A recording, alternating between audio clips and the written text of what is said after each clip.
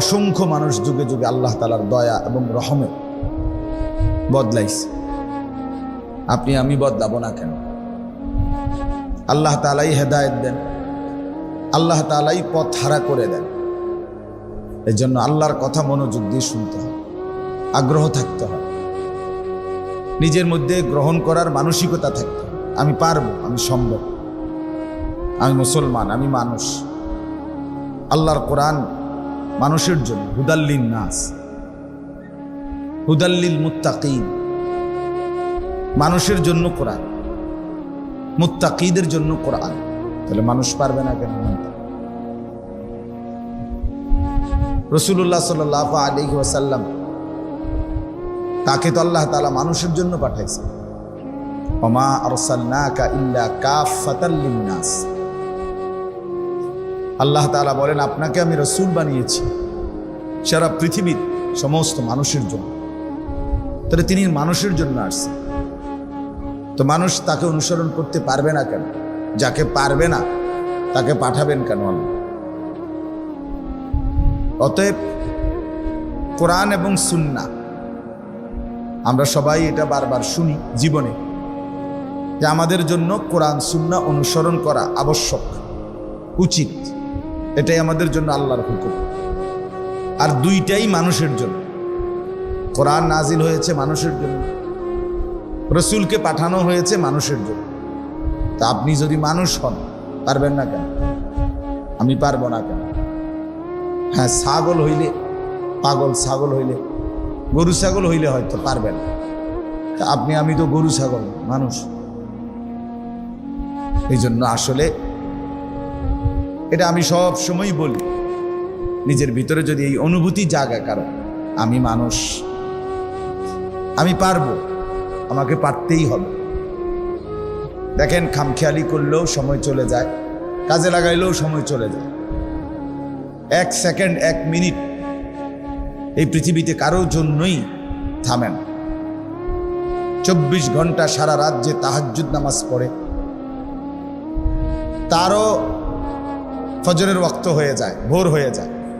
সারা রাত যে মদের আড্ডা, জুয়ার আড্ডা, নারীর আড্ডায় থাকে, তারও রাত ভোর হয়ে যায়, ভোর হয়েই যায়। কারো জন্যই সময় থামে না 1 মিনিটও। আমরা অনেক সময় কথার প্রসঙ্গে কাউরে বলি যে, দোস্ত তুমি 1টা মিনিট দাঁড়াও, আমি আসতেছি ঘর থেকে, এরকম বলি না আমরা? 2টা মিনিট, আসতেছি 2টা মিনিট, 2টা মিনিট। তো 2টা মিনিট তো বললেন বন্ধুকে, ওই বন্ধু ঠিকই দাঁড়াইছে, কিন্তু মিনিট দাঁড়ায় না। মিনিট কি দাঁড়ায়? দাঁড়ায়। 6টা 10-এ যদি বলেন 2টা মিনিট আসতেছি, তো 2 মিনিট পরে আসলে কি তখন 6টা 10ই বাজে না 6টা 12? মিনিট চলে গেছে, সময় থামে নাই, বন্ধু থামছে। সময় 1 সেকেন্ডের জন্য থামে না। লা ইয়ান্তাজিরু লি আহাদিন, কারো জন্যই থেমে থাকে, কারো জন্য। এই জন্য দয়া করে, যৌবনের এই সুন্দর সময় চলেই যাচ্ছে, দেখতে দেখতে ফুরায় যাচ্ছে। এই 14 বছর, এই 15 বছর, এই 16 বছর, 17 বছর, দেখতে দেখতে বয়স্ক, দেখতে দেখতে মুরব্বী। আল্লাহ তাআলা শক্তি সামর্থ্যের সময়টা ধীরে ধীরে দুর্বল করে দিচ্ছে। আল্লাহুল্লাযী খালাকাকুম মিন দুআফিন, আল্লাহ তাআলা কোরআনুল কারীমে বলেন যে আল্লাহ তাআলা তোমাদেরকে প্রথম সৃষ্টি করেছেন দুর্বল অবস্থা। তোমরা যখন বাচ্চা ছিলে দুর্বল ছিলে। সুম্মা জাআলা মিন বা'দি দুআফিন কুওয়াতান, অতঃপর সেই দুর্বল দেহে তিনি দিয়েছেন ধীরে ধীরে শক্তি। কুওয়াতান, ওই আগেরই হাত, ছোটবেলার হাতেই এগুলো, আল্লাহ তাআলা এগুলোর মধ্যে শক্তি দিয়েছেন।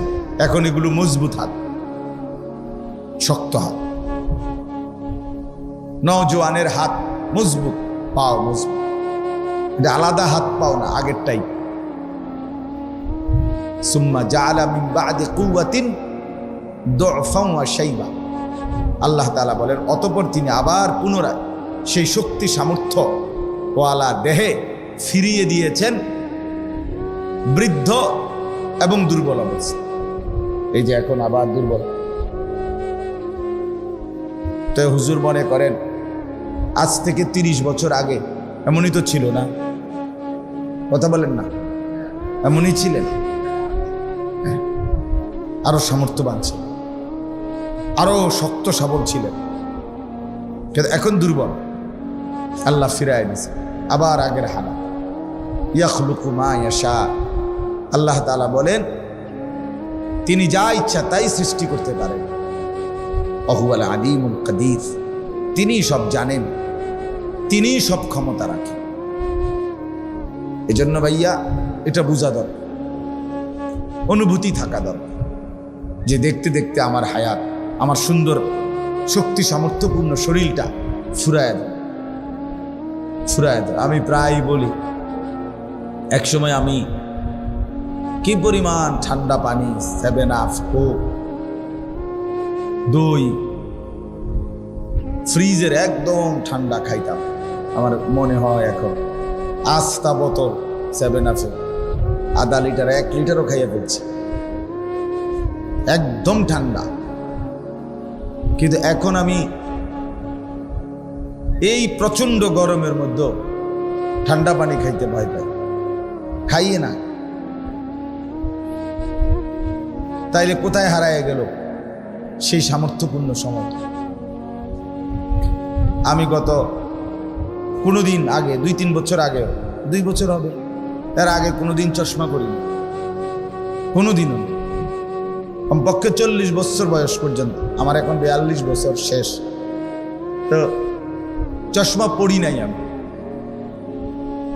এখন আমাকে চশমা পড়তে হয় লেখাটা দেখার জন্য, রিডিং এর জন্য। তাহলে কোথায় হারায় গেল সেই সময়? প্রতিদিন কোমরে ব্যথা করে, পিঠের এখানে ব্যথা করে, মাজায় ব্যথা করে, সবসময়। গাড়ির মধ্যে একটা আমার সিটের উপরে আরেকটা সিট আছে আলাদা, আমি এটা ডাক্তারে দিছে আমারে, ঢাকা ইবনে সিনা হসপিটালের একজন বড় ডাক্তার, তো এটা আবার কিনছি ঢাকা থেকে, এটা আলাদা ফোমের আলাদা সিট, ওইটার উপরে থাকে, এটার মধ্যে আমি বসি। তাহলে কোথায় হারায় গেল সেই সামর্থ্যপূর্ণ সময়? আমার এই হায়াত, আমি আমার জিন্দেগির সাক্ষী, আমার জীবন আমার মনে আছে, আমি তো ভুলি নাই।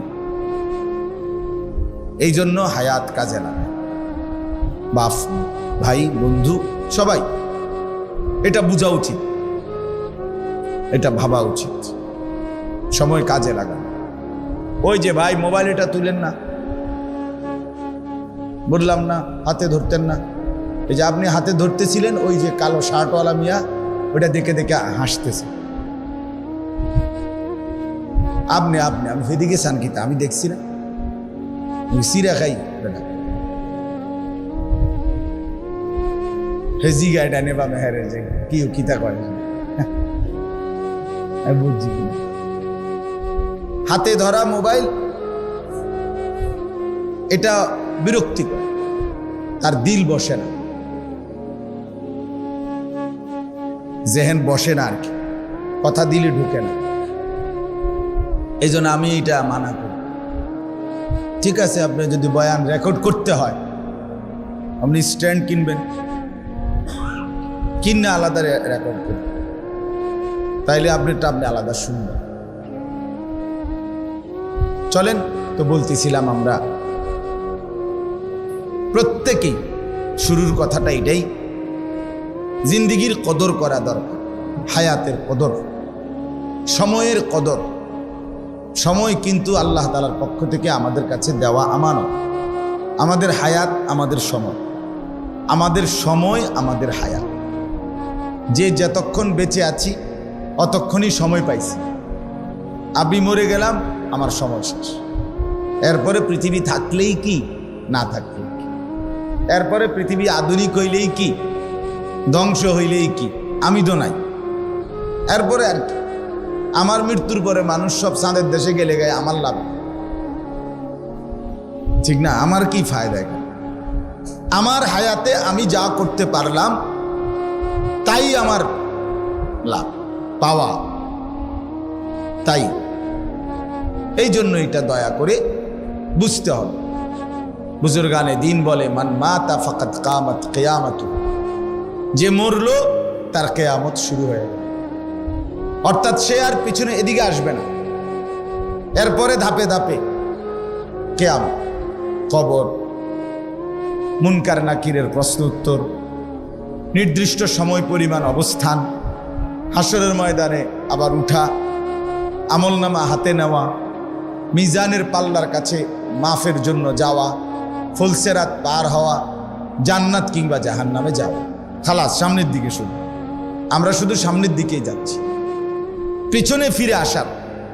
আজকের আসর, আজকের মাগরিবের টাইম, আসরের এই মাগরিবের আগের এই টাইমটা, একটু আগেই আমি আসছি এখানে, 6টা 20 বা 16 বাজে তখন আমি আসছি।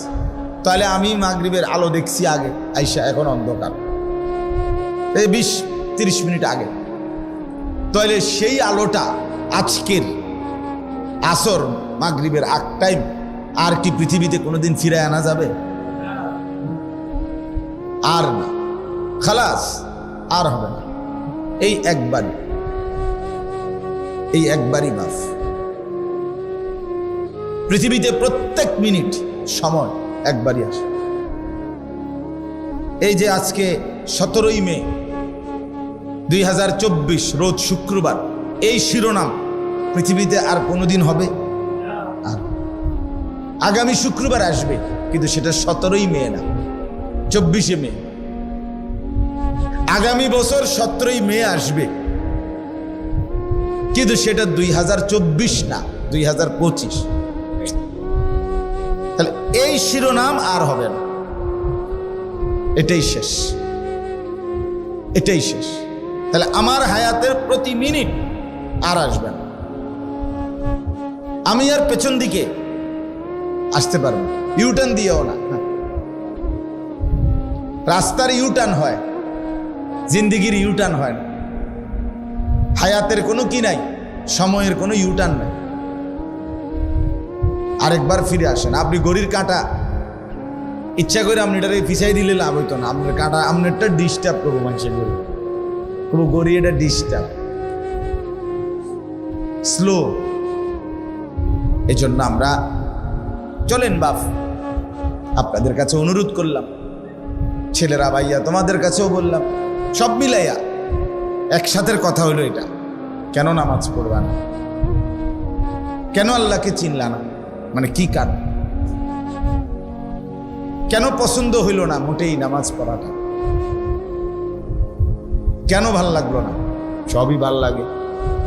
এই গরম, এটাকে ছেড়ে দেওয়ার, এখান থেকে গরমের এই পৃথিবী থেকে অন্যত্র যাওয়ার কোনো সুযোগ আছে কি? তাইলে আল্লাহর এরিয়া থেকে যাওয়ার তো কোনো সুযোগ নেই। আল্লাহকে বাদ দিলাম কেন? ইয়া মাশারাল জিন্নি ওয়াল ইনস ইন ইসতাতাতুম আন তানফুযু মিন আকতারিস সামাওয়াতি ওয়াল আরদ ফানফুযু। রব্বুল আলামিন বলে, হে মানুষ এবং জিন, যদি ইচ্ছে করো তাইলে আমি আল্লাহর আসমান এবং জমিনের সীমানা থেকে বেরিয়ে যাও, দেখো তো পারো কিনা। ফানফুযু, বের হও। গুনাহ করছো না ফরমান, তো আমার সীমানা ছেড়ে দাও। সেজদা দিবা না ফরমান আমাকে, পড়বা না মাগরিব ফজর জোহর আসর, তাইলে বেঈমান সরো আমার এলাকা থেকে, বাইরে বেটা। দুনিয়ার মানুষ তো বলে, মিয়া তুই আমার দল করো না, তুই আমার সামনে যা, বেটা থেকে বেটা, তুই আমাদের অফিসে আমাদের কোম্পানিতে কাজ করো না, আবার এসে এনে ঘুরাঘুরি করছো, বেরো বেটা এখান থেকে, বেরো। কেউ যদি ক্ষমতাধর হয়, একটু বেশি পাওয়ারফুল হয়, সে তো আরো শক্ত কথা বলে, বেটা এখন লাথি দিয়ে বাইর করে দেবো বেটা এখান থেকে, বাইরো। বলে কিনা বলেন না কেন? আল্লাহ তাআলা যদি ফেরেশতাকে বলে যে তার একটা লাথি দিয়ে মার, একটা লাথি তারে, এই অসভ্য মাগরিবের নামাজ কেন পড়লো না, মার। ত্রাম করে একটা লাথি মার, কি হবে তখন? এশার নামাজ না পড়ে এই নাফরমান শুইতে আসলো, আল্লাহ যদি বলে ফেরেশতা একটা লাথি মারবে, এক লাথির লগে যেন মুরাদনগর ফারুইয়া দেবীদের গিয়ে, কি হবে ভাইয়া? আল্লাহ পারবে না? কি পরিমাণ ইহসান ও করম রব আল্লাহ, কি পরিমাণ দয়া, কি পরিমাণ দয়া। দেও, বসাও না, ওই ভাইদেরকে বসতে দাও, কোনো না কোনো সুরতে বসাও। সলিমুল্লাহ মাওলানা বসাও ওদেরকে, ওখানে আর একটু আগায় দাও, বেশি আগান যেত না, গরমের কারণে ইচ্ছা করে না আমি কই না যে আরো সাফান, কেমনে কই বেটা ও হুজুর, আমি এটা কোনো বিচার নেই, আমি গরম চলেন। এই জন্য বললাম আর একটু দেখেন, একটু একটু সামান্য একটু আগায় দেন, কষ্ট হলেও বরকত হবে।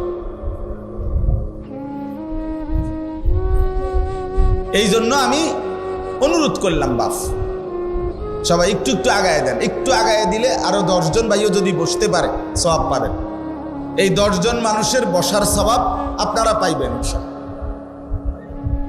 সামান্যটুকু জায়গা বেচারার যেটুকু সামর্থ্য চেষ্টা করছে, হুজুর আমার মুরব্বী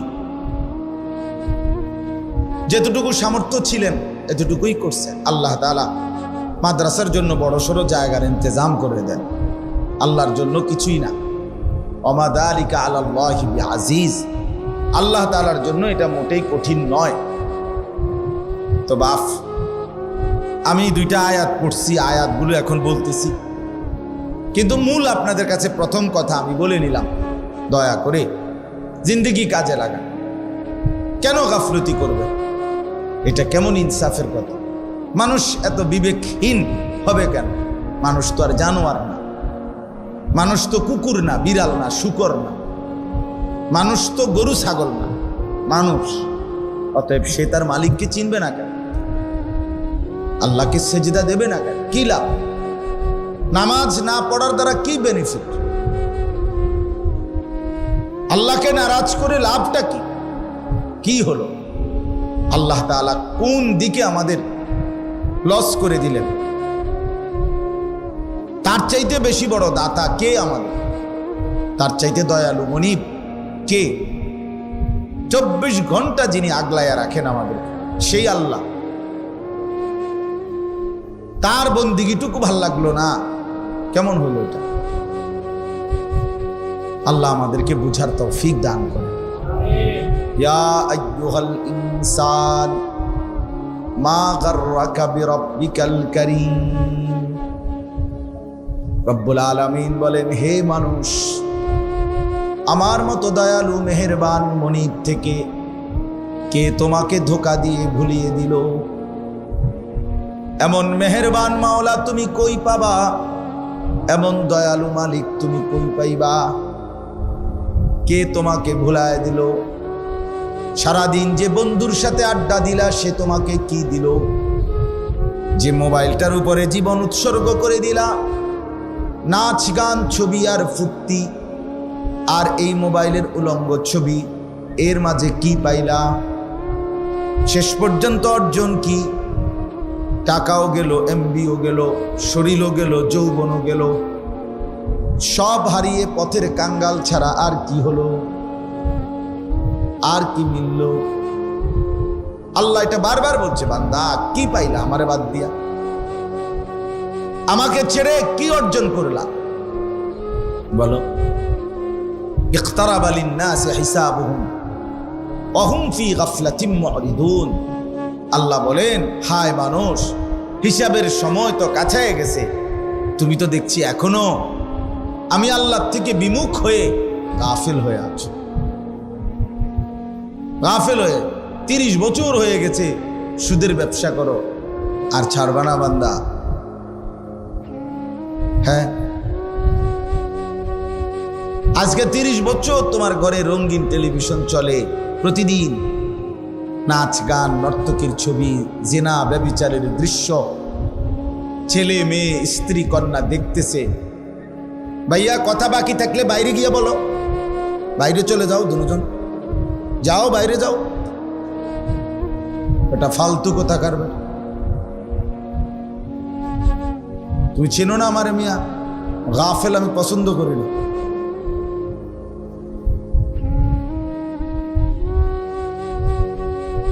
বহুত মানুষ বসতে পারতেছে না, তোমার কথা বাকি থাকলে তুমি যাও, আর দুটা মানুষ বসবে এখানে।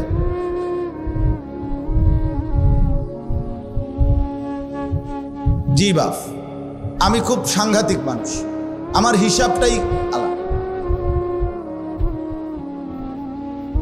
প্রত্যেকটা মিনিট আমাদের জিন্দিগির অংশ। গাফলতের এই জিন্দিগি কখনোই শেষ হবে না, খামখেয়ালি কি কখনোই শেষ হবে না। কি আশ্চর্য কথা,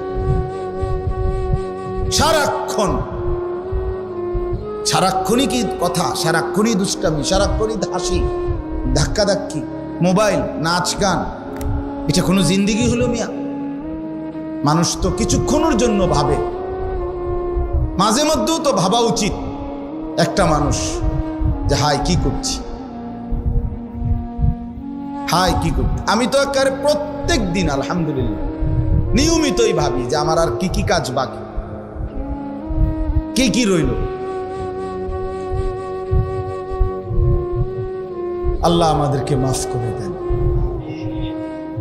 এই জন্য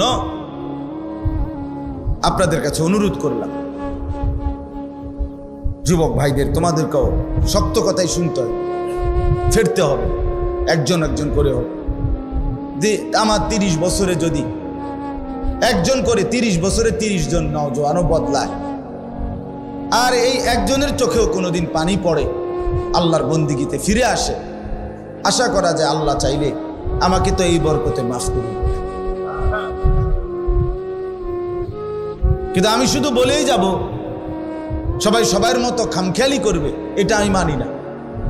আমার এই তবিয়ত শক্ত, আমি সারাক্ষণ টর্চ লাইটের মতো চোখ ঘুরাই, যতক্ষণই বয়ান করি নজর ঘুরাই চান।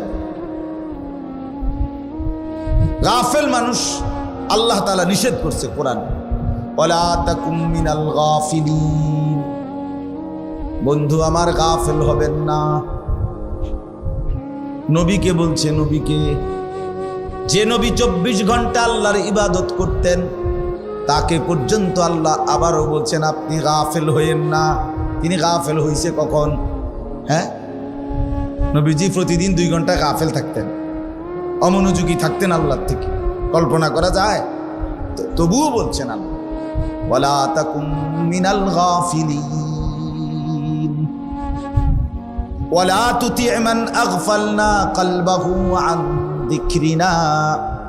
আল্লাহ বলে, যার অন্তর আমি আল্লাহর স্মরণ থেকে গাফেল, আপনি বন্ধু তার সাথে বসবেন না, এমন ফালতু মানুষের লগে বইবেন না।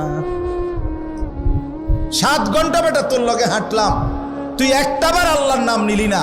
আসরের নামাজ, মাগরিব, এশা, 3 ওয়াক্ত নামাজের টাইম চলে গেল, তুই একবারও বললি না আসর, মাগরিব, এশা না, কোনো নামাজ না, আল্লাহ, খোদা, কোনো কিছু, শুধু আড্ডা, শুধু হাসি, শুধু ঠাট্টা, শুধু মস্কারি, শুধু বেডি, শুধু মোবাইল, শুধু ছবি, শুধু ছবি, এইটাই করে 7 ঘন্টা 5 ঘন্টা যার সাথে চলার কারণে তোমার জীবন থেকে চলে গেল। এটা ফালতু লোক বেটা, এটা বাজে ছেলে বেটা, এটা অসভ্য, এটা হাইওয়ান বেটা। এটা তুমি তার সাথে চলবা কেন বেটা?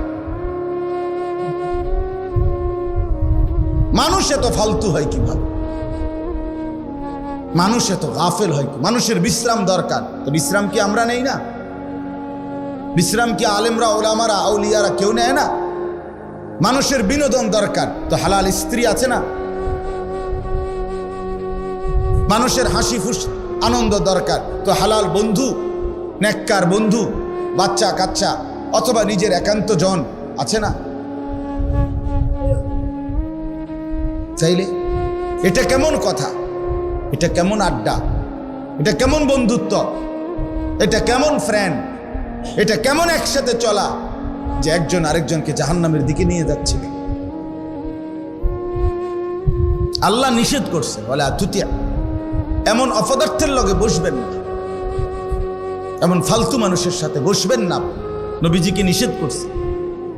ওয়াসবির নাফসাকা মাআল্লাযীনা ইয়াদউনা রাব্বাহুম বিল গাদাতি ওয়াল আশি ইউরিদুনা ওয়াজহাহু।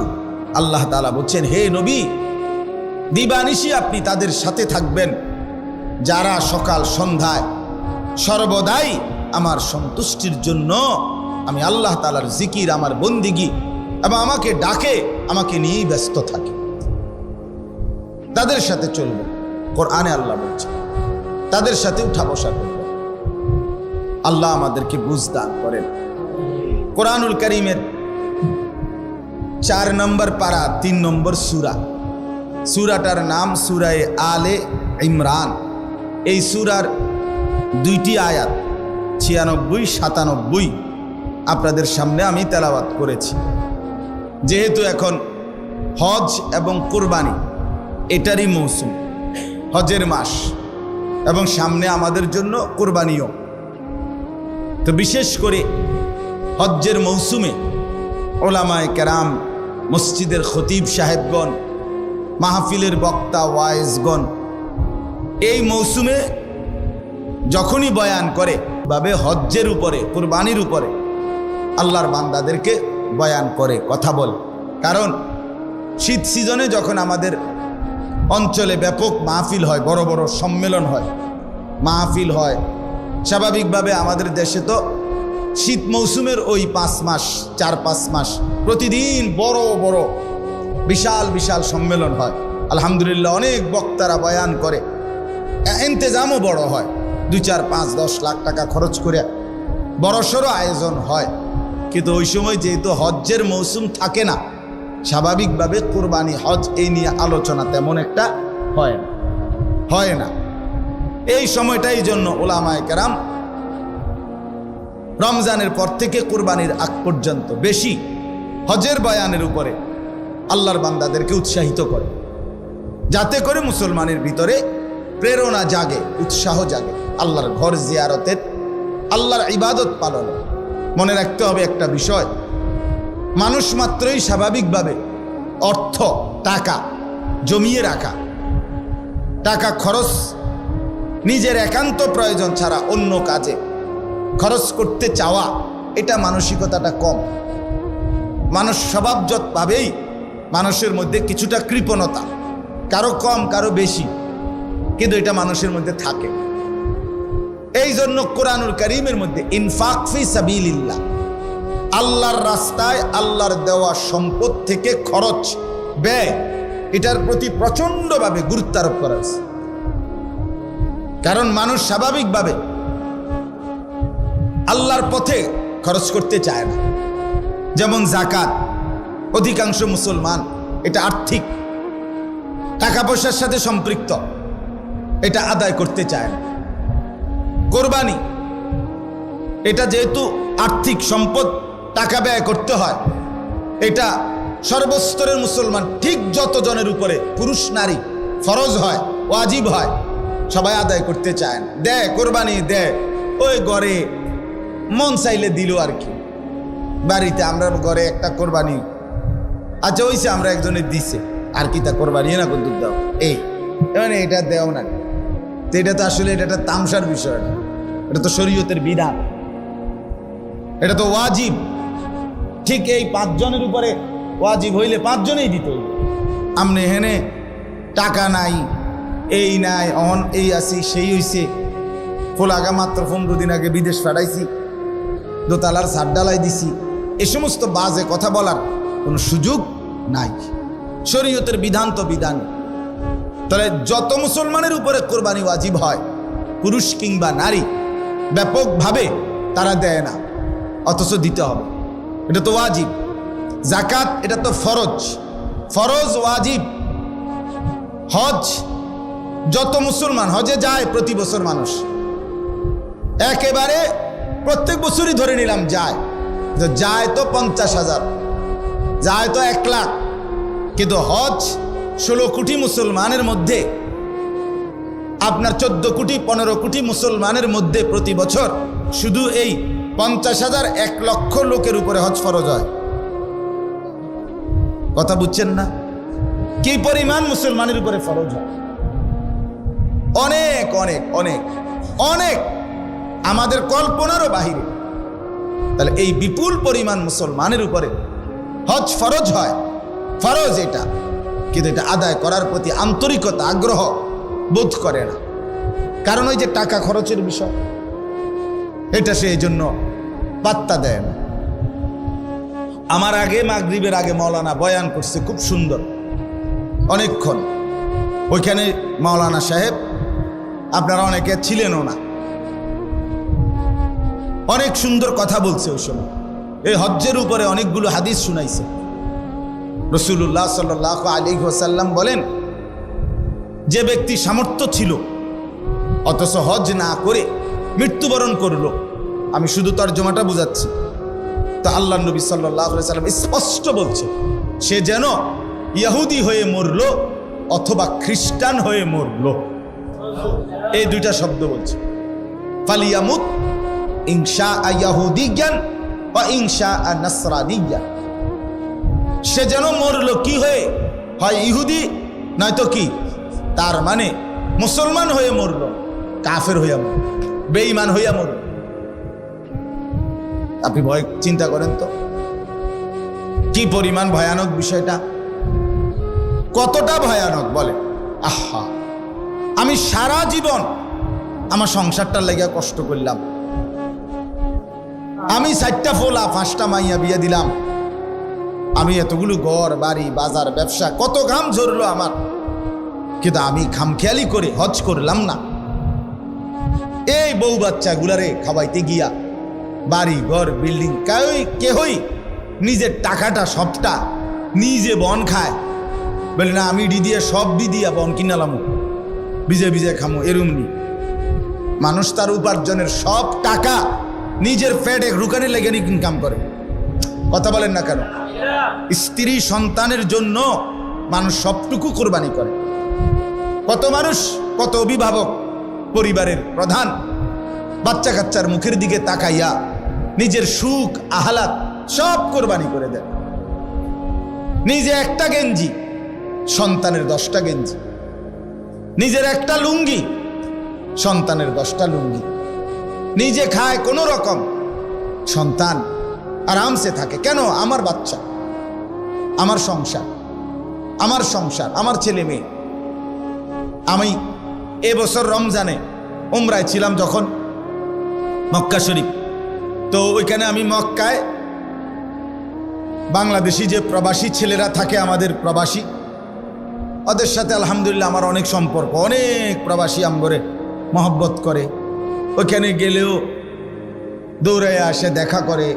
তো আমি এইবারও মক্কা শরীফ কাছাকাছি হালাকা আছে, ওইখানে আমি গেছি। ওনাদের এরকম হোটেলে, তারা যেখানে থাকে প্রবাসীরা, ওদের এরকম রোমের মধ্যে বয়ান করছিলাম রাতে, এই সময় রাতের প্রায় 1:30-2টা বাজে এই সময়। তো প্রায় 26-27 জন বা 30 জন হবে এরকম ছেলে পেলে আসছে। তো এরপরে আপনার ওখানে অনেকক্ষণ প্রবাসীদেরকে বয়ানের পরে একটা ছেলে, ব্রাহ্মণবাড়িয়ার বাড়ি, আমারে পরে জড়ায় ধরা বলতেছে, যে আমি আজকে 8 বছর বিদেশ, এই 8 বছরে কোনোদিন আমি একজন ভালো ডাক্তার আমার কোনো রোগ শোকের জন্য দেখাই নাই। হুজুর কসম দেখাই নাই। কেন? কয় এখানে ডাক্তার দেখাইলে যে ওষুধপত্র চিকিৎসা যা দেয়, এগুলো যদি আমি সবটা খরচ করতে যাই আমার 15-20 হাজার টাকা চলে যাবে, তো আমি বাড়ি পাঠাবো কেমনে? আমার বউ বাচ্চার জন্য টাকা পাঠাবো কিভাবে? এই জন্য ব্যথা বেদনার 2-1টা ওষুধ ট্যাবলেট খাইয়া পইরা থাকি।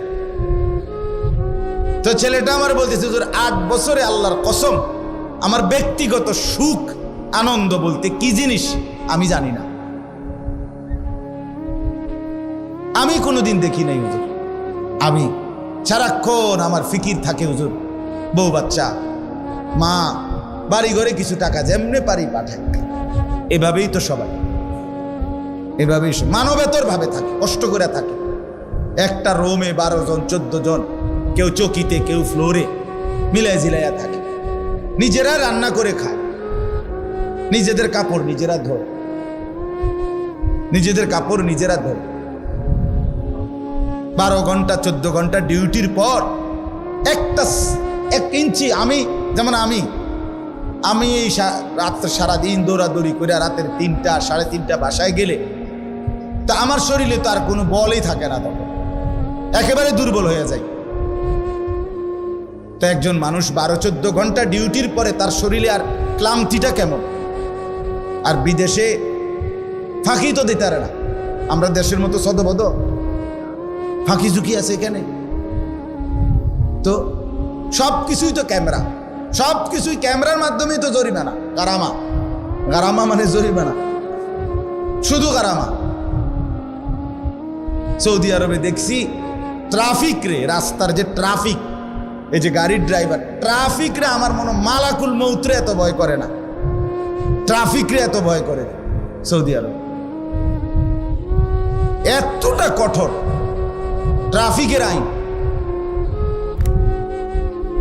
তাইলে আমার বলার উদ্দেশ্য হলো, এত কষ্ট করে একটা মানুষ জীবনের সবটুকু পরিবার, স্ত্রী, সন্তান সবার জন্য দিয়ে দিল, বিনিময়ে যদি কবরে গিয়ে শুনে তার মরণ ইহুদির মরণ হইল, খ্রিস্টানের মরণ হইল, বেঈমানের মরণ হইল, আহা আফসোসটা কেমন হইল?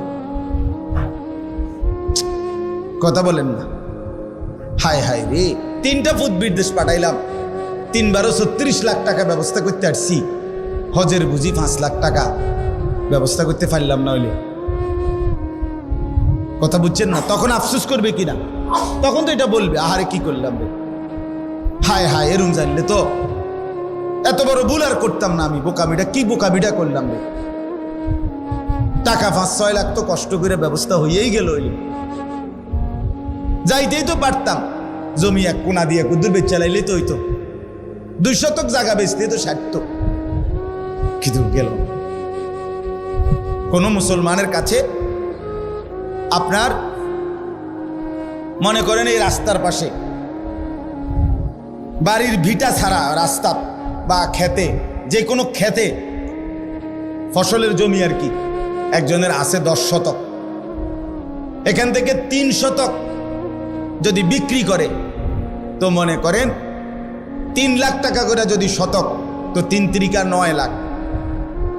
একজন মুসলমান আল্লাহর ঘরে যাওয়া, থাকা, আসা, এইটুকুর জন্য যেই খরচ, আর ওই সময়টা তার স্ত্রী, সন্তান, পরিবার পরিজনের জন্য যেই টাকা খরচ লাগে, বাজার, ওষুধপত্র, গ্যাস বিল, বিদ্যুৎ বিল, পানির বিল, বই খাতার টাকা টুকা মিলাইয়া 1.5 মাস, এই 1.5 মাসে যদি কারো ফ্যামিলির, মনে করেন আমি, তো আমার ফ্যামিলিতে আমি, আমার বিবি আর আমার ছেলে মেয়ে 4 জন, তো আমরা 6 জন।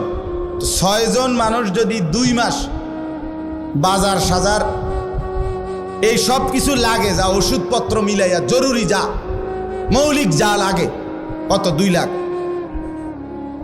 2 লাখ টাকা লাগবে। আচ্ছা, রাজার হালেও যদি খায় তত 2 লাখ টাকা লাগবে না। আচ্ছা, ধরে নিলাম 2 লাখ এদের খরচার জন্য। আর ওই হজের সর্বোচ্চ টাকা 7 লাখ, এই আসা যাওয়া, এখন বাইরে গেছে, আগে না কম ছিল, আরো 2 বছর আগে। তাইলে এই 6-7 লাখ টাকা হজের, আর এখানে 2 লাখ, তো 9 লাখ হলো না? কথা বলেন না? 9 লাখ হলো কিনা? তাহলে এখন এই লোক, যেই লোকের এই 2 শতক, 3 শতক, 4 শতক জমি বিক্রি করে বউ বাচ্চার খরচ এবং হজের খরচ মিলাইতে পারবে, তারপরেও অতিরিক্ত আরো জমি তো আছে এনে না, 10 শতক জায়গা আপনি বেচলেন 3 শতকে না, তা আরো 7 শতক, আরো 6 শতক, আরো 5 শতক জায়গা আছে কিনা বলেন? তো এইটা ছাড়া আপনার আর জমি নাই, আর ইনকাম নাই, আপনি কি সারা বছর চিড়ে চাবান? তো আরো ইনকাম আছে, তার বাজারে দোকান আছে, তার ব্যবসা আছে, তার কৃষি ক্ষেত খাবারে যে ধানগুলো হয়েছে এবার, এ সবটি ধান কোনো ওনার নিজের ঘরে রান্নার জন্য না, বরং কিছু বেচবো সময়ে সময়ে, আছে না? এমন কি আছে? এই সবগুলো মিলাইয়া তো আরো টাকা আছে, কিন্তু শুধু কিচ্ছু নাই, শুধু এই 10 শতক বসত 2টা জায়গার অতিরিক্ত এই 10 শতক জায়গা দিয়ে এক অংশ বিক্রি করিলেই পরিবারের খরচ, হজের খরচ মিলানো যেত। এখানেই আরো জমি আছে, আলগাড়ি বাদে দিলাম, টাকা টুকা সব বাদ। শুধু এটুকু থাকার কারণেই আল্লাহর কসম ওই মুসলমানের উপরে হজ ফরজ।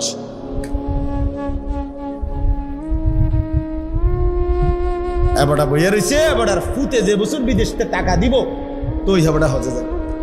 আমাদের জমিটি কথা বলেন না কেন? আপনার জমি হেবাটা বইয়া রয়েছে, ফুতেরা যদি ফাড়ায়, হেবাটা বৈশা রয়েছে, যদি এই দুনো মাইয়া বিয়ে দিয়ে সারে এরপরে যদি টাকা থাকে মিলাইতারে তো যাইব, নলে বাদ। উনি বসে রয়েছে, যদি এই বিল্ডিং এর কাম শেষ করতে পারে তাইলেও হজে যাবে। উনি বসে রয়েছে, বাড়িতে মোট জমি হইল বসতে 20 শতক, তার চাচার লগে দিয়ে আরো 10 শতক আছে। এ জমিয়ান যদি কিনতে আরে আল্লাহ আল্লাহ করিয়া, তাইলে বাড়িটা একটু সুন্দর হয়, গেটটা সুন্দর হয়, ওয়ালটা সুন্দর হয়, এরপরে এবারটা হজে যাইব। হ্যাঁ, বাবা মুসলমান, হজ ফরজ হওয়ার সাথে এগুলোর কি সম্পর্ক? ছেলের বিয়ে, মেয়ের বিয়া, ছেলের বিদেশ, বাড়ির বিল্ডিং, জমি ক্রয়, এগুলোর সাথে হজ্জের কোনো সম্পর্ক আছে কি? আল্লাহ আমাদেরকে বুঝার তৌফিক দান করে। এই জন্য বললাম এটা গুরুত্বপূর্ণ, অনেক গুরুত্বপূর্ণ বিষয় হজ। আমি শুধু একটা মাসালা বললাম, এখানে এটা পুরা অগণিত ফতুয়া এখানে আছে। তো আমি বুঝানোর জন্য বললাম, আপনার একটা স্যাম্পল বললাম আর কি। আপনি এবার চিন্তা করেন, 20 শতক 30 শতক জায়গার মধ্যে 2-4-5 শতক জায়গা বেচ্চা হজে যাওয়া যাইতো, এরকম মুসলমান সামর্থ্যবান বাংলাদেশের 16 কোটি 12 কোটি মুসলমানের মধ্যে সর্বোচ্চ 10,000। বুঝছেন না কথাটা? হ্যাঁ, এরকম মুসলমান বুঝি অভাব পড়ছে? অসংখ্য মুসলমান, অগণিত মুসলমান, অগণিত মুসলমানের উপরে হজ ফরজ, কিন্তু সে গুরুত্ব দিচ্ছে না। বললাম এটা খামখেয়ালি। মনে যদি একান্তই দুনিয়ার সব শেষ করে যদি একান্তই মন চায় তাইলে যা, এটা একটা বাচ্চা, তা ঠিক আছে। আর জন কোনো কামে নাই তো ঠিক আছে, যা টাইনা টুইনা কোনো রকম টাকা বিলাইয়া আল্লাহর ঘর দেখে আই যা।